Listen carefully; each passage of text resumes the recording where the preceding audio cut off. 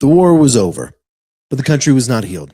When the guns fell silent in April in 1865, the United States faced a problem no nation had ever solved cleanly. How do you reunite a country after a civil war without reigniting it? And how do you do it after 4 years of bloodshed, bitterness, and a total collapse of half the nation? Reconstruction was not a single plan. It was a struggle, political, moral, constitutional, and cultural, over what victory had actually meant. The battlefield had decided who'd won the war. Reconstruction would decide what kind of nation would survive. Welcome to our republic. When in the course of human events it becomes necessary for one people to dissolve the political band that kept sailors and airmen of the Allied Expeditionary Force. Well, I think it's time we ask ourselves if we still know the freedoms that were intended for us by the founding fathers. Not one small step for man. Those three hallowed words reverently dictate what you ought to be, what you can be, what you will be. We pledge to each other our lives, our fortunes, and our sacred honor.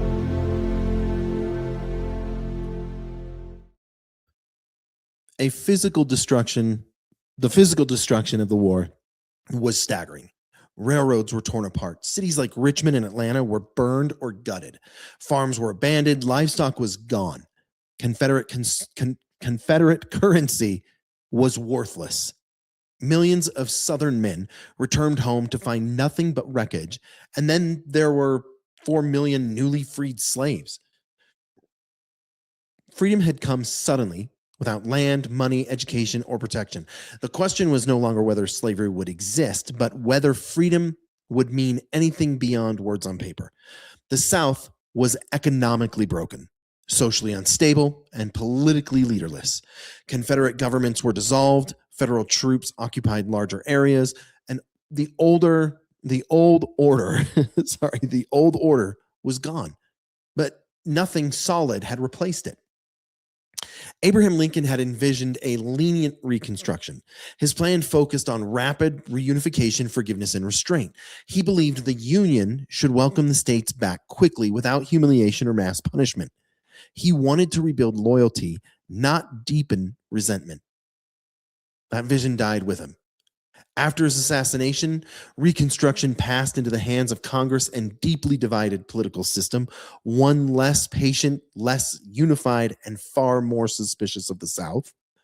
President Andrew Johnson attempted to continue Lincoln's approach.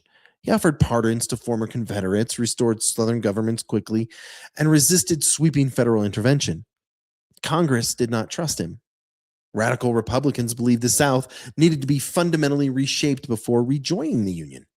They feared former Confederates would reclaim power and undermine emancipation.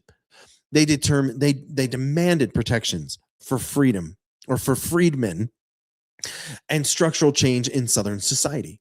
The result was open political warfare before the executive branch and Congress ultimately won.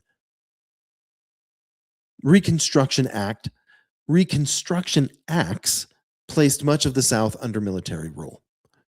Southern states were required to reprint their constitutions, ratify the 14th Amendment, and guarantee voting rights for black men before being readmitted into the Union. Federal troops enforced elections and civil authority. And for the first time in American history, the federal government exercised sustained control over state governments during peacetime. To supporters, this was necessary to secure the results of the war. To opponents, it felt like occupation. Understandable. Over time, Northern resolve faded. The war was over. Economic priorities shifted. Corruption scandals weakened moral authority. Voters grew weary of constant intervention in Southern affairs. Meanwhile, Southern resistance adapted. Political pressure, legal challenges, and intimidation steadily rolled back Reconstruction policies. It just sounds like we're living in these times. I'm not saying we're in Reconstruction, but it just sounds like we don't have unity in this country because of a bunch of lefty Democrats, but whatever. State governments changed hands, federal troops withdrew, enforcement weakened, and by the late 1870s, Reconstruction was effectively over. The Compromise of 1877 marked a quiet conclusion. Federal troops left the South. Southern governments regained control. National focus turned westward and industrial. The Union was preserved. But the promises of Reconstruction were left incomplete. The nation moved forward, unified in name, but still divided in practice. Reconstruction was not a clean success or total failure. It abolished slavery permanently and redefined citizenship.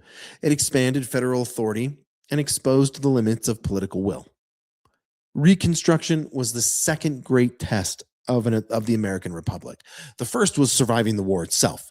The second was deciding what victory meant and who it applied to. The nation held together.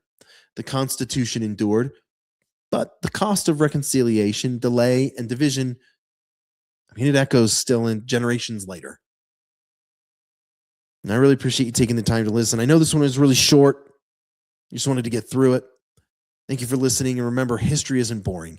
It's the story of a war that settled the question of the Union, but left a harder question unanswered. What kind of nation would rise from the ruins? And I'll see you next time.